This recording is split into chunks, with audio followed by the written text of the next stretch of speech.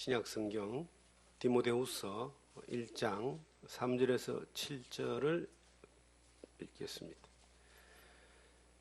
내가 밤낮 간구하는 가운데 쉬지 않고 너를 생각하여 청결한 양심으로 조상적으로부터 섬겨오는 하나님께 감사하고 내 눈물을 생각하여 너 보기를 원함은 내 마음이 내 기쁨이 가득하게 하려 함이니 이는 네 속에 거짓이 없는 믿음이 있음을 생각함이라. 이 믿음은 먼저 네 외조모 로이스와 네 어머니 유니게 속에 있더니 네 속에도 있는 줄을 확신하노라. 그러므로 내가 나의 안수함으로 네 속에 있는 하나님의 은사를 다시 불릴듯 하게 하기 위하여 너로 생각하게 하노니 하나님이 우리에게 주신 것은 두려워하는 마음이 아니요 오직 능력과 사랑과 절제하는 마음이니. 아멘. 디모데후서 1장 3절에 7절의 말씀을 통해서 정결한 양심과 거짓이 없는 믿음이라는 주제로 하나님의 은혜 나누기를 원합니다. 믿음은 하나님이 우리에게 주신 선물이고 예수 그리스도의 은혜 가운데 주어지는 놀라운 보물입니다. 근데 믿음 가운데 거짓이 있는 믿음도 있고 거짓이 없는 믿음도 있고 큰 믿음도 있고 작은 믿음도 있고 좋은 믿음도 있고 나쁜 믿음도 있고 믿음도 여러 종류가 있어요. 그런데 이 거짓이 없는 믿음은 어디서 오느냐? 청결한 양심, 청결한 마음에서 온다 그럽니다. 양심과 마음은 하나님 편에서 주시는 믿음하고는 또 조금 달라요. 내가 살아가는 삶 가운데 하나님을 향한 태도거든요. 그런데 이 청결한 이 양심이라고 하는 거, 이 성경에 우리가 청결한 양심으로 조상으로부터 섬겨오는 하나님께 감사하고 바울 사도가 디모데를 볼 때에 무엇보다도 청결한 양심이 있는 사람이다. 바울과 디모데는 자식과 아버지와 같은 관계로 성경은 말합니다. 육신의 자녀가 아니라 영적인 자녀. 바울이 디모데를 양육하고 가르치고 또 세워서 보내고 난 이후에 계속해서 좋은 영향을 흘러가게 하는 그러한 지속적인 믿음의 동력의 관계 혹은 믿음의 신뢰의 관계가 바울과 디모데가 이어진 좋은 예입니다. 특히 디모데 전후서는 바울 사도가 디모데라고 하는 사역자에게 목회자에게 그가 살아온 삶 가운데서 경험되어진 많은 하나님의 지혜와 교훈을 전해주는 또 건면하는 권고하는 교훈하는 그런 목회 서신입니다. 이 목회 서신 가운데 바울 사도는 디모데라는 한 사람을 두고 말하기를 야, 넌 정결한 양심이 있는 사람이다. 거짓이 없는 믿음이 있는 사람이다. 그 정결한 양심에 대해서 믿음은 하나님께로부터 주신 것을 받는 거지만 이 정결한 양심이라고 하는 이것에 대해서는 이것은 자기가 살아가는 삶 가운데 만들어지는 겁니다. 특별히 이것은 유전적인 것도 무시 못한다고 이 성경은 말하고 있습니다. 그 외조모가 로이스고 그 어머니가 유닉인데 외할머니부터 시작해서 이 정결한 양심과 거짓이 없는 믿음이라고 하는 것이 유전되어져서 왔다, 이어져 왔다는 겁니다. 예수를 믿는 사람들의 이 가정이 얼마나 참 중요한가. 인류는 항상 대를 이어가는 것을 중요시 여겼습니다. 우리나라는 특히 유교적인 사고 가운데 있을 때에 대를 못 이으면은 결혼도 파토나는 그런 일들이 우리 세대에만 있었어요. 지금은 그런 거 잘 없지만은. 그리고 대를 잇는 것이 얼마나 중요하면은 장남 중심적인 그러한 사회 구조를 지금도 그 가지고 있지만 장남이 자녀가 없으면 다른 일족 가운데서 대를 이을 수 있는 양자를 드리고 이런 일들도 우리 주변에 허다했습니다. 그리고 모든 생물들은 또 대를 잇잖아요. 후대를 남기잖아요. 그런데 자기의 자녀가 그 집안이 잘 되기를 모두들 원합니다. 그래서 물질을 물려주는 사람, 명예를 물려주는 사람, 그리고 여러 가지 어떤 사업을 물려주는 사람, 농토를 물려주는 사람, 이런 사람들이 우리 주변에 일반적으로 너무 흔하잖아요. 실제 그렇잖아요. 그런데 정말로 물려줘야 될 가장 가치 있는 것이 뭐냐? 이 정결한 양심, 거짓이 없는 믿음.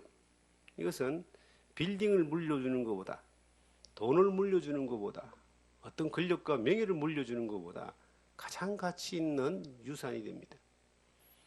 우리가 자녀를 양육하는데 특히 예수 그리스도 안에서 믿음으로 살아가는 사람들이 그 자녀를 양육하는 데에 그 자녀가 믿음과 상관없이 산다거나 믿음 없이 산다거나 혹은 또 나쁘게 믿음을 대적한다거나 그런 일들의 사람들을 우리 주변에 좀 보잖아요.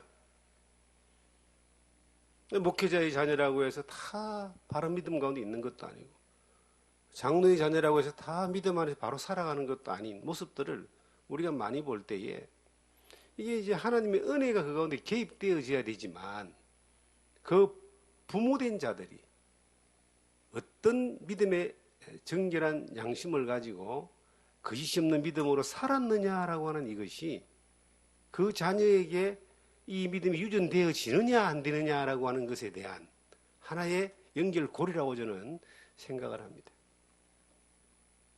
많은 사람들이 믿음이 무너지는 그 자리를 보면은 가까운 데 있는 사람, 내가 신뢰했던 사람, 의지했던 사람들이 믿음의 사람이었다는 사람들이 믿음이 아닌 행동을 하거나 믿음이 아닌 결정을 하거나 믿음이 아닌 삶에 살아가는 모습들이 보여질 때에 사람들은 흔들리기 시작하고 또한 무너지기 시작합니다. 저는 참 이 믿음의 생활을 하면서 그래도 부러운 부러운 사람들이 좀 있어요. 목회자들 가운데에서도 그 아버지에 대해, 할머니에 대해, 좀 더 나가서 그 정조 할아버지의 때부터 예수를 믿고 그 믿음 안에서 그 가정의 문화와 모든 세계관이 형성되어져서 살아온 사람이 이제 저 친구 가운데서도 그렇게 목회를 해서 목회를 하는 분들이 계십니다. 굉장히 어떤 부러운 마음이 사실은 있어요. 왜냐하면 그거는 제가 결정하거나 만들 수 없는 거잖아요. 그 아버지와 그 아버지의 윗대와 그 윗대부터 그리고 그 다음 자기 다음 세대까지 이게 이제 이어져 가는 이런 모습들을 이렇게 보게 될 때에 저거는 참 대단한 선물이다. 하루아침에 되어지는 것이 아닌데 참 대단한 선물이다. 그러한 환경 가운데서 자랄 수 있고 내가 또한 그러한 환경 가운데 살면서 내 다음 세대, 내 후세대에게 이러한 모습들을 전해줄 수 있다면은 이거는 얼마나 복된 것인가. 내가 내 자녀에게 물려줄 수 있는 유산이 정결한 양심과 거짓이 없는 믿음을 전해줄 수 있는, 남겨줄 수 있는, 그렇게 살아갈 수 있는, 내가 믿는 하나님이 그의 하나님이 되고 내를 구원하신 주님이 그의 주님이 되고 나를 책임지시는 그 하나님이 그의 아버지가 되는 그러한 정결한 양심과 거짓이 없는 믿음을 전해줄 수 있다면 그것이 최고의 부모로서의 의무를 다한 것이고 부모로서는 적어도 성공한 것이 아닌가. 저도 자녀를 양육하고 있지만 이미 자녀가 이제 다 커서 부모의 품을 떠나갔지만 참 그 부분에 대해서 채워지지 않는 그러한 부족함이 있음을 고백합니다. 정결한 양심이 뭘까요? 우리는 이 세상을 살아가면서 늘 선한 양심, 이 정결한 양심과 또 양심을 저버려야 되는 어떤 그러한 사이에서 늘 싸움을 합니다. 아예 이 양심이 그리스도 안에 있지 않는 사람들의 분류를 보면은 일반적인 그냥 어둠 가운데 있는 사람들이기 때문에 그들은 자기들의 욕심에 따라서 나름대로 가지고 있는 세계관에 따라서 결정해서 가는 겁니다. 우리가 생각할 때, 예수 믿는 사람들이 생각할 때 이해되지 않는 그러한 삶을 사는 사람들이 너무나 많이 있잖아요. 그런데 예수를 믿는 사람들 가운데서도 그 양심이 정결하지 못한 모습들로 살아가는 사람들을 보게 되는 겁니다. 성경에 양심이 화인 받은 자다는 말씀이 나와요. 그들은 이성 없는 짐승 같아 하는 말씀도 나와요. 성경에 그런 말씀이 나오거든요. 이성 없는 짐승이란 말은 짐승은 사람하고 다르게요. 육신의 욕심에 따라서 행동합니다. 그러니까 뭐 도덕이나 윤리나 이런 것들이 존재하지 않죠. 짐승은. 특별히 뭐 하나님을 두려워하거나 양심이 괴로워하거나 그것이 없는 게 이게 짐승입니다. 하나님을 알지 못하는 세계에 있는 사람들만 그런 것이 아니라 하나님을 믿는다는 사람들의 세계 가운데서도 그런 꼭 짐승 같은 그러한 사람들이 간혹 우리 주변에 이렇게 보여질 때에 답답함을 느끼죠. 양심에 화인을 맞았다는 말은 뭐예요? 화인은 그냥 불로 찢었다는 이야기입니다. 불도장. 이게 몸에 만약에 뭐 불도장을 찢어버리면요, 거기는 세포가 다 죽어버려요. 감각이 없어져 버려요. 양심이 감각이 없는 그러한 상태 가운데 있는 사람들도 있는 거예요. 예수를 믿는다는 사람들 가운데서도 그냥 믿음하고 믿음은 따져볼 것도 없고, 사람들이 믿음이라는 자체는 내가 믿음이 좋다 안 좋다를 판단하는 것은 그것도 어떤 면에서는 좀 맞지 않는 겁니다. 믿음의 대상인 그 하나님이 판단하고 하나님의 기준 가운데 있는 것이죠. 주님의 기준 가운데 있는 것이죠. 그런데 양심에 대한 모습에 대해서는 눈에 보이는 것들로 모든 사람들이 판단할 수 있는 겁니다. 그 판단되어지는 그 양심의 기준이 정결하지 않을 때에, 정결하지 않는 사람을 통해서 어떻게 해서 거짓이 없는 믿음이 나올 수 있겠습니까? 정결한 양심이 있는 사람을 통하여 거짓이 없는 믿음이 나오고, 거짓이 없는 믿음을 통하여 믿음의 담대함이 나타나며 하나님 역사가 나타나는 거예요. 시작이 뭐냐면 정결한 양심. 예수 믿는 사람들에게는 이 정결한 양심이라는 것이 굉장히 중요하다는 생각을 해봅니다. 마태복음 13장에 보시면 예수님이 씨 뿌리는 비유를 말씀하셨어요. 이 씨라고 하는 복음이고 뿌리는 자는 이제 하나님이신데, 하나님이 자기를 가장 잘 표현하는 가운데 하나가 농부입니다. 요한복음 15장에도 내 아버지는 농부라 그랬잖아요. 씨를 딱 이래 뿌립니다. 그런데 길가에, 돌밭에, 가시덤불에, 옥토에, 길가에 뿌려놓은 거, 새가 돌밭에 뿌리는 거, 햇빛에 말라버립니다. 가시덤불에 뿌려놨더니 가시덤불을 엉켜가지고 자라지 못합니다. 옥토에 뿌려졌을 때에 30배, 60배, 100배 결실한다 그랬어요. 근데 그 밭이라고 하는 것을 사람의 마음이다 이렇게 기록하고 있습니다. 우리 모두가 밭이에요. 예수 믿는 사람은 그 씨앗이 옥토에 뿌려져 가지고 이제 결실하는 그러한 밭이라고 봅시다. 그런데 예수 믿는 사람들 가운데서 처음에는 옥토였는데 나중에는 옥토가 아닌, 나중에는 가시밭이 될 수가 있다는 거예요. 제가 요 건간에 이제 생전 처음 경험하는 것을 경험합니다. 그게 제 손으로 땅을 파는 겁니다. 하나님 이곳에 오게 하셔가지고 이게 이 땅이 큰 땅을 주시진 않았는데 이 뒤편에 이제 이 구규림이 몇십만 평이 이렇게 뒤에 딸려가 있습니다. 구규림 바로 앞에 이제 있기 때문에 이걸 이제 이전에 살던 이 땅이 이전에 화전민들이 살던 곳입니다. 지금 이 터가 이 주변에 화전민들이 땅을 일구었던 자리들이 많이 있어요. 돌을 쌓아놔가지고 살았던 흔적들이 있습니다. 이 박정희 정권 이전에 한 200가구가 여기 살았다고 그렇게 할 정도로 이 주변에 그렇게 이제 큰 동네였던 것 같아요. 근데 이곳에 이제 사람들이 이전에 살던 사람이 농사를 이렇게 땅을 가꾸다가 이제 방치하고 그러고 이제 갔어요. 이 땅을 이제 보니까 이걸 그냥 방치하고 놔놓으면은 가시덤불만 꽉 차고 잡초만 꽉 차고 쓸데없는 나무들, 아카시아 나무가 이런 나무들만 직등굴 이런 것만 꽉 차는 거예요. 그래서 올해 이제 마음을 먹었습니다. 이 땅을 한번 가꾸어 보자. 그리고 이 땅을 사용해 보자.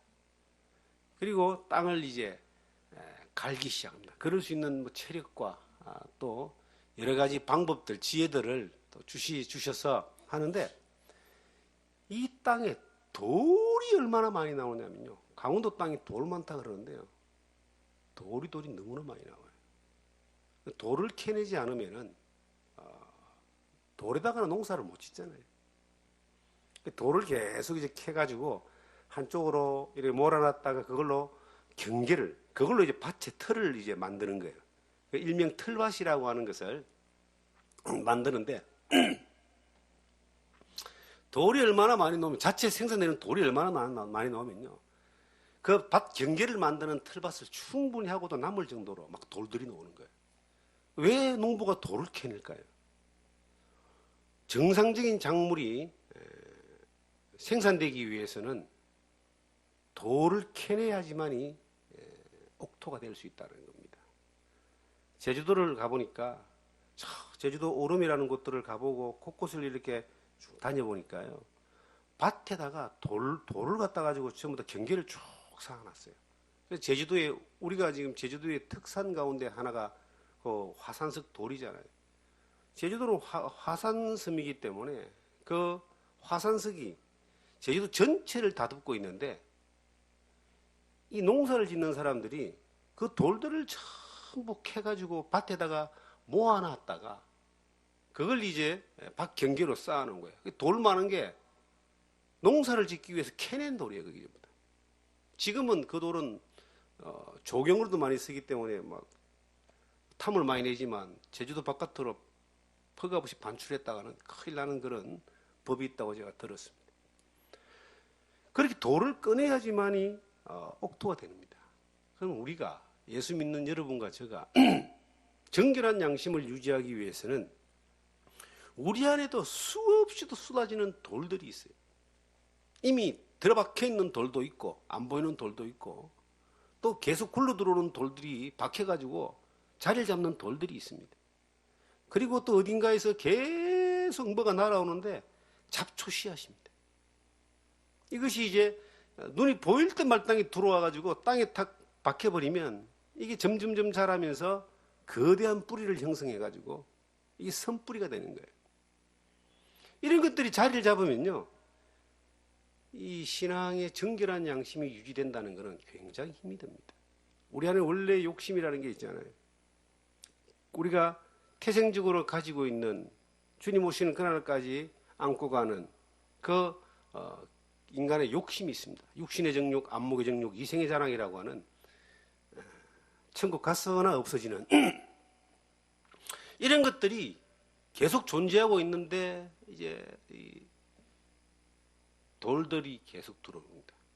욕심에 부합하는 돌들, 또 우리의 마음을 믿음에서 떠나게 하는 그런 이 잡초 같은 선뿌리들이 계속 들어오는 겁니다. 이것을 계속 골라내지 않으면, 뽑아내지 않으면 그 밭은 생산할 수 없는 항무지 같은 밭이 되는 겁니다. 그런 밭들이 뒤로 이제 올라가서 하전민들이 살던 그 곳을 계곡으로 쭉 들어가면요 계속 나와요. 어떻게 살았는지 몰라도 그렇게 사람들이 살았던 거예요. 그 흔적이 밭을 만들어 놓고 돌을 다 쌓아놨어요. 이렇게 돌이 많으니까 평평하게. 근데 거기는 이미 이제 뭐 농사를 안 지은 지가 한 4, 50년 되겠죠. 그러니까 나무들이요. 칡나무라든지 아카시아 나무라든지 나무들이 자리를 잡고 밑에는 온갖 잡초들이 가득하고 특히 뭐 다래나무 같은 그런 것들도 한 밭을 다 차지해 놓은 뭐 그런 것들이 막 보이고 그래요. 그런 걸 다시 농사를 지으려면 다 뽑아내고 다시 만들어야 되겠죠. 우리의 마음이 하나님을 향하여 살고 싶은 마음들이 우리에게는 있습니다. 예수 그리스도의 복음을 전하고 주의 영광을 위해 살고자 하는 간절한 열망이 있습니다. 열망만 가지고 그게 믿음이라고 생각하고 열매를 맺을 거라고 생각하면은 이거는 상당한 착각이에요. 열망이 있는 만큼 중요한 것은요, 내 안에 있는 돌들을 끄집어내고 잡초를 뽑아내고 옥토로를 가는 그러한 정결한 양심을 하나님 앞에 회복하는 그러한 수고가 우리에게 필요한 겁니다. 늘 우리가 기도하고 말씀 보고 묵상하면서 내 필요한 것들만 채우는 그러한 하나님 나에게 뭐 달라고 하는 그러한 태도가 아니라 하나님이 정말 나를 통해서 일하시고 역사하기 위하여 내가 하나님 앞에 정결한 양심을 준비하는, 늘 돌을 좀 끄집어내는, 돌을 쌓아두는 것이 아니라 끄집어내는 거예요. 그래서 회개라고 하는 그러한 좋은 장치를 주님 우리에게 약속해 주셨습니다. 우리 안에 돌이 들어오면, 잡초가 들어오면 들어올 수는 있다는 거예요. 그러나 얼른 뽑아내는 겁니다. 얼른 파내는 거예요. 빨리빨리 뽑아내고 빨리빨리 파내는 거예요. 계속 농사를 전문적으로 짓는 사람들은요, 이 밭을, 식물을 심기 전에 이 밭을 굉장히 옥토로 만듭니다. 그리고 밭 두둑을 높이 만듭니다. 그리고 거기에 필요한 뭐 거름이나 이런 것들을 충분히 합니다. 그게 미련해 보이지만요, 소출을 따지면요, 그냥 맨 땅에 심는 거하고는 10배 차이인데 10배 차이가 나. 주님은 우리에게 선한 열매, 좋은 열매를 맺게 하기를 원하십니다. 하나님이 농부이신데 우리에게 최고의 그 결실을 얻기를 원하십니다. 주님으로 말미암아 우리가 영양분을 공급받고 그것으로 인하여 열매를 맺는데 영양분이 공급 차단되는 이유가 뭐냐? 열매를 맺지 못하는 이유가 뭐냐? 저는 선한 양심, 정결한 양심에서 떠났기 때문에 그렇습니다. 자, 우리 하나님은요, 절대 속지 않습니다. 하나님을 만홀히 여기지 마라 라고 성경에 기록되어 있어요. 하나님을 가볍게 생각하지. 하나님 인생이 아니시니, 하나님 인생이 아니세요. 인간은 속을 들여다볼 수도 없고 알 수가 없잖아요. 속일 수도 있고 위선을 떨 수도 있고 처세할 수도 있고. 그러나 하나님은 인생이 아니시니 시건치 아니하시고 인자가 아니시니 후회가 없다 그랬어요. 하나님이 들여다보는 거예요. 정말 내가 이래도 되는 사람인가 아닌가, 내 영광을 위해서 열매를 맺을 수 있는 사람인가 아닌가를 하나님이 속겠습니까? 우리가 어떤 큰 일을 못한다 할지라도, 사람한테 인정을 못 받는다 할지라도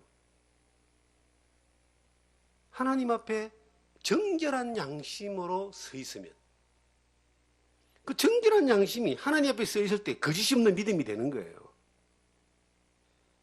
그 믿음 가운데 있는 사람을 통해서 그 사람의 삶을 통하여 믿음의 담대함이 나타나게 하고 하나님이 일하심에 쓰임받게 하고 하나님 역사가 나타나게 하는 겁니다.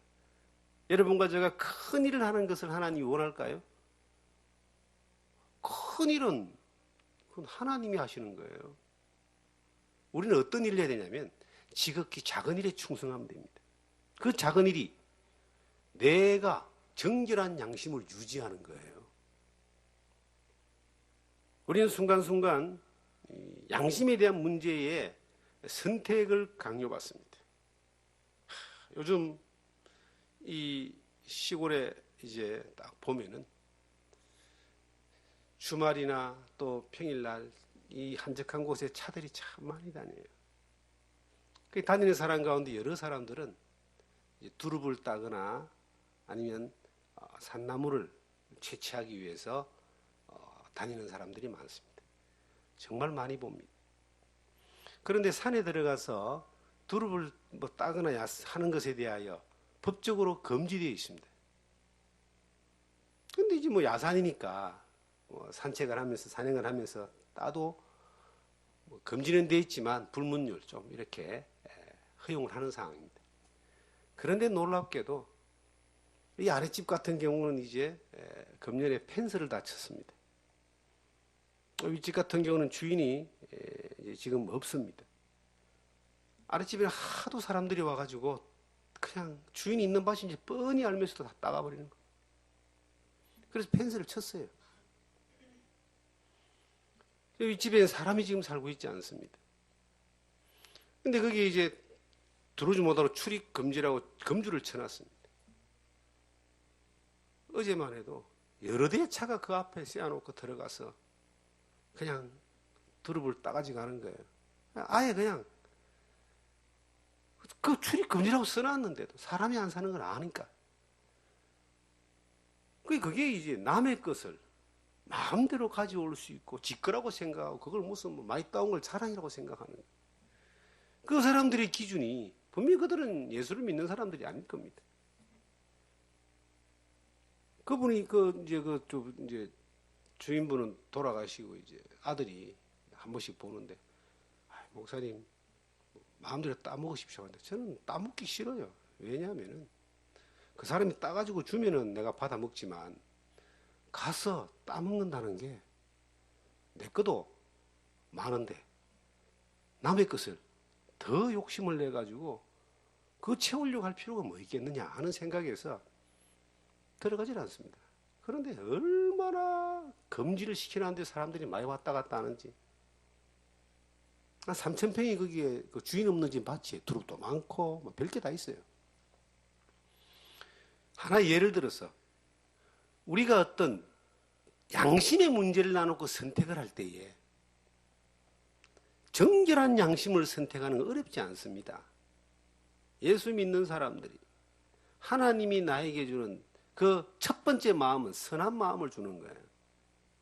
그런데 그것이 내 욕심하고 딱 믹사가 돼버리면 이 선한 양심을 저버리는 그러한 선택을 하게 되는 경우가 많이 있습니다. 저는 이 디모데를 보면서 그 정결한 양심이 그 외조모와 그 어머니에게로부터 왔다라고 하는 이야기를 들을 때에 그 디모데가 어릴 때 자라면서 그 할머니가 했던 그 정결한 양심을 따라 살았던 삶의 모습이 그의 삶에 보여지고 그에게 어떤 삶의 기준이 갖추어진 것이고 그의 어머니가 또한 그렇게 살았고 선택했던 수많은 순간들을 그가 보고 배우고 그리고 훈련받고 자랐기 때문에 그 하나님을 향하여 정결한 양심에 대하여 훈련된 사람이고 거기에 예수 그리스도를 믿는 믿음, 그 거짓이 없는 선한 믿음이 그에게 들어와서 그로 하여금 그 주님의 복음과 주의 영광을 위해서 살아갈 수 있는 목회자로서의 어떤 삶으로 그렇게 쓰임받았다. 그가 담대하게 사역했던 모습들을 우리는 보게 됩니다. 이 성경의 베드로전서 3장 25절에 보면 선한 양심이란 말이 나와요. 선한 양심이 하나님을 향하여 나아간다는 말씀이 나와요. 디모데전서의 장로나 집사에 대해서도 선한 양심의 증거가 있어야 한다고 그렇게 말합니다. 성경은 예수 믿는 사람들에게 선한 양심의 증거가 되기를 요구하고 있어요. 어떤 면에서는 지금 우리가 사는 이 시대에 많은 기독교인들이 놓치고 있는 것이 뭐냐면은 선한 양심, 정결한 양심입니다. 세상에서 사는 것처럼 그렇게 사라지는 것, 이것이 지혜라고 생각하는 거예요. 세상과 타협하고 사는 것이 이것이 기술이라고 생각합니다. 세상과 적당하게 이렇게 보조를 맞춰 살아가는 이것이 하나의 처세고 이것이 하나의 좋은 지혜라고 생각하는 거예요. 그렇게 이 사람들이 이 세계관이 딱 형성이 되어 있기 때문에 성경이 말하고 하나님이 말하는 것에 대해서 이거는 성경은 성경이고 믿음은 믿음이고 세상으로 살아가는 것은 그렇게 살면 안 돼. 참 세상에 이렇게 살다 보면은 불합리한 부분들을 참 많이 보게 돼요. 비즈니스를 이렇게 하는 사람들은 보면요. 참 이 코로나 사태가 일어나니까 마스크 대란이 일어났잖아요. 그런데 이때다 싶어가지고 사람들은 마스크가 없어서 막 죽어가는 그런 어떤 그 간절함이 있는데 엄청난 마스크를 사재기 해가지고 수백만 장을 사재기 해놓고 갑 올라갈 때를 기다리고 있는 사람들이 뉴스에 여러 명 나왔잖아요. 그런 걸 바라볼 때 그게 기술이라고 생각하겠죠. 매점 매석. 그게 뭐 장사의 하나의 어떤 뭐 기준이라고도 말할 수 있습니다. 근데 그게 선한 양심이 아니잖아요. 정결한 양심이 아니잖아요. 남들 불행을 통해서 위기를 통해서 자기 이득을 챙기려고 하는 그런 모습들을 볼 때 참 불합리해 보이는 그런 것들이 우리 눈에 며칠 전에 이제 불과 얼마 전에 보여줬던 사회적인 현상이지 않습니까? 우리가 이 신앙생활을 해나가는 가운데서 저는 그런 생각이 들어집니다. 사람들을 많이 이래 물질적인 것들 때문에 이걸 경제적인 것 때문에 비즈니스로 인하여 사람들을 만나는 일이 적다라고 하는 것이 스트레스가 일단 없고요. 두 번째는 중요한 건 양심이 어려움이 별로 없어요. 얼마나 감사한지 몰라요. 그런 세계관에 많은 사람과의 관계 가운데 있으면요. 스트레스 오는 것뿐만 아니라 양심의 어떤 이 때리는 돌들이 막 계속 쌓이는 것 같아요. 그럼 이걸 또 계속 꺼내면 다행인데 지치고 힘들고 거기에 그냥 주저앉아 버리면 못 꺼내는 거예요. 못 꺼내면 이게 자꾸 사요. 그러면 하얀 백지에 그냥 온갖 더러운 색깔들이 계속 입혀지는 거예요. 그게 이제 시간이 지나면 안 꺼내고 계속 있으면 이게 뭐가 되는 거예요? 예수 믿고 천국 가는 믿음이 사라지는 것이 아니라 그건 그대로 있다고 봅시다. 어차피 뭐 예수 믿는 모든 사람들이 죄인 출신이니까. 그런데 그 사람이 정결한 양심이 아니고 그 밭에 온갖 돌들과 오물과 온갖 것들이 다 들어와 자리 잡을 때 선한 열매가 나타나지 않습니다. 하나님이 기뻐하지 않습니다. 이게요, 우리가 감당할 수 없는 것들이 막 들어올 때도 있어요. 이 돌들이. 정결한 양심을 헤쳐버리는 것들이 막 날라 들어올 때, 그럴 때 어떻게 하면 되는가? 피해야 됩니다. 우리가 감당하지 못하는 것들에 대하여 막고 서 있으면요, 결국은 그 돌에마다 돌에 치여가 죽는 거예요. 믿음 가운데 죽은 믿음도 있어요. 역사하지 않는 믿음이 있습니다. 역사하지 않는 믿음. 하나님이 도대체 하나님도 할 수 없는 믿음이 있는 거예요. 믿음의 사람인데 하나님도 그 사람을 통해서 할 수 없는 게 있어. 뭐요? 믿음에서 떠난 이 양심에 화인 맞은 사람들에 대해서는 하나님 일을 할 수가 없어요. 여러분과 저는 어떤 삶을 살기를 원하십니까? 내가 사는 삶의 환경과 지금 이 여건 가운데서 늘 우리가 부족하죠. 늘 마귀는 화전, 불화살을 쏘아야 된다 그러잖아요. 늘 우리의 이 정결한 믿음의 양심밭에 계속 돌멩이를 던지고 잡초를 날리고 화살을 쏘아대는 거예요. 그걸 못하라고 할 수 없잖아요. 마귀가 우리 말 안 들으니까. 그런데 그건 한다 치더라도 우리 편에서 믿음의 방패를 딱 가지고 불화살은 딱 막는 겁니다. 불화살은 적어도 맞으면 죽으니까 그걸 딱 예수 그리스도가 막아주는 겁니다. 근데 이 돌멩이하고 먼지 타고 들어오는 가느다란 눈이 안 보이는 것들 타고 들어오는 이 잡초 뿌리들. 참 신기한 건요. 이 씨앗들이 잘 보이질 않습니다. 씨앗이 얼마나 작으냐면요.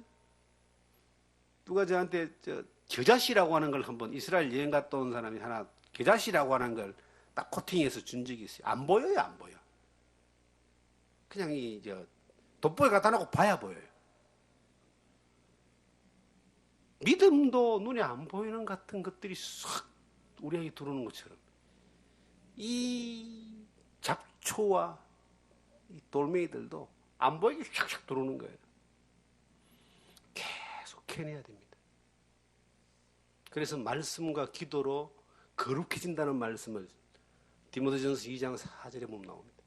말씀과 기도로 거룩해진다는 말은 계속 그 말씀이 기도가 하나님 앞에 깨어있는 그 모습이 예배자로 살아가는 그 삶의 모습이 우리 안에 들어오는 수많은 그 돌멩이와 잡초들과 우리가 감당하지 못하는 것들이 막 들어올 때 이게 계속 이걸 밀어내는 거예요. 끄집어내는 겁니다.